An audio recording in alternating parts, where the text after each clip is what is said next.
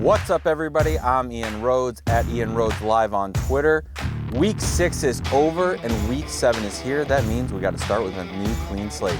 We'll touch on injuries, we'll touch on our top plays, we'll touch on top totals and lowest totals of the week. Let's dive into the clean slate right now. We start with injuries. Kareem Hunt, calf injury. He was put on IR. Nick Chubb is already out for Thursday night. Dearness Johnson is the starter for now, and John Kelly has been called back up from the practice squad. They aren't on the main slate this week, but this is something to watch. Antonio Gibson, shin. Gibson struggled to stay on the field in Week 6. If he misses time, J.D. McKissic would slot right into the starting role. Kadarius Toney, ankle. Toney left the game this week after re-injuring his ankle. He didn't return. The Giants' wide receiving core has been banged up all season. Toney will most likely be out Week 7. Mike Williams' knee.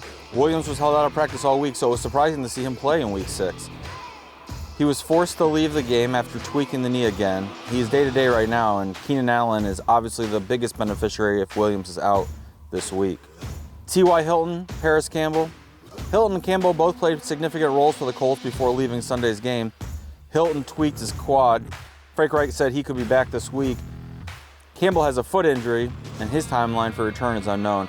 If both are out this week, Michael Pittman gets a nice boost. The Colts, however, play on Sunday night, and they are not on the main slate. All right, let's check out the spreads and totals for this week. There are 2 games with implied totals over 50, Chiefs at Titans and Lions at the Rams. Highest implied team totals this week. The Rams are at the top with 33 as the Lions come to town in a Matthew Stafford revenge game. The Cardinals are at home against the Texans. They're implied for 32. Chiefs and Titans, the Chiefs are implied for 30.5. Bucks versus the Bears, the Bucks are implied for 30, and the Packers versus the Washington football team, and the Packers are implied for 29.25. Our lowest implied totals of the week: Seahawks versus the Saints at 19.25, Jets at the Patriots 18 points, Lions at the Rams 17 points, Bears at the Bucks 17 points, and Texans at the Cardinals 15 points. All right, our players to watch this week. We're going to start with Matthew Stafford, 7,100. This game probably feels a little bit bigger here in Detroit than it is nationally. But if you know much about Matthew Stafford, you know he's going to want to stick it to the whole Lions organization.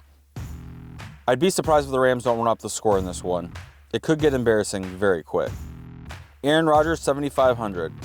Washington is allowing 30.88 DK points to quarterbacks over their last 5 games. Over the last 4 weeks, they have allowed at least 2 passing touchdowns in each game. 3 times this season, they have given up 4 passing touchdowns. There are a couple quarterbacks at the top with great matchups. Rodgers might be the forgotten one this week. Sam Darnold, 5,900. After a strong start in his first 4 weeks, Darnold has cooled off the last 2. In the 4 weeks, Darnold eclipsed 20 DK points. He had at least 2 TDs rushing or passing in each game. In the 2 weeks under 20 DK points, he had only 1 touchdown rushing or passing. Darnold's opponent this week, the New York Giants, have allowed at least 2 rushing or passing touchdowns to quarterbacks in all 6 weeks. They have allowed 3 touchdowns in each of the last 3 games. Running backs. Darrell Henderson Jr., 6,600. Ownership will be high for Henderson, but that's not surprising considering he has the best statistical matchup. Ownership will be high for Henderson, but that's not surprising considering he has the best statistical matchup on the slate. Henderson hasn't scored less than 15.7 DK points in any week this season. His average is 18.2. They've given up 6 rushing touchdowns and 6 receiving touchdowns to running backs through 6 weeks. They're also allowing an average of 114.5 yards per game and over 4.5 yards per carry. Chubb Hubbard, 6,100. If Henderson has this week's best running back matchup, then Chubb Hubbard has the next best matchup versus the Giants. New York has allowed a double-digit rusher every week this season. They have allowed over 120 yards 4 out of 6 times. The Panthers should lead in this game, providing a nice game script for Hubbard to get carries. Miles Sanders, 5,100. I'm bringing up Miles Sanders this week because I think he's going to go virtually unowned. He's averaging under 10 DK points per game. The names around him are all more attractive this week. For $100 more, you can have Khalil Herbert coming off a 19-point week, but he's going against the Bucs run D. For $100 less, you can have J.D. McKissic, who also had 19 last week and is probably starting for the Washington football team. Why would anyone want to play Miles Sanders? Well, one of these weeks he's going to get 20 touches. When he does, he will far exceed his value.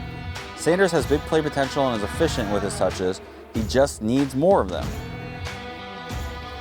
Wide receivers, Devontae Adams, 8,900, Tyreek Hill, 8,600, Cooper Kupp, 8,400. There are 3 Tier 1 wide receivers this week. We talked about Adams' matchup against Washington in the quarterback section. Tyreek Hill gets the last-ranked defense against the Titans. But he's a little banged up, and he was off and on the field, so we need to watch his injury status. And Cooper Kupp, who will be the main guy on the receiving end of the Matthew Stafford revenge week. Todd Bateman, 3,400.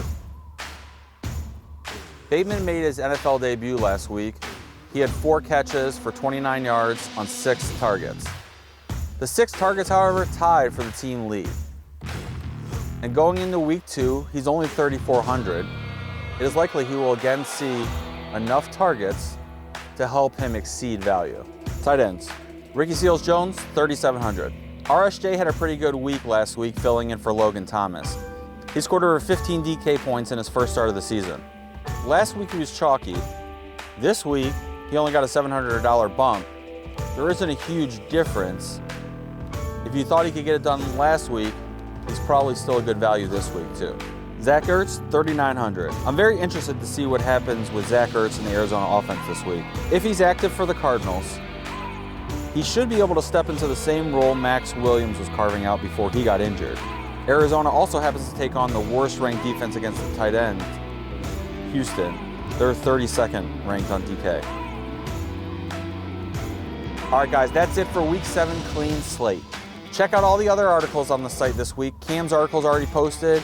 We've got the rundown on Sunday. We've got the main show on Saturday. Good luck this week.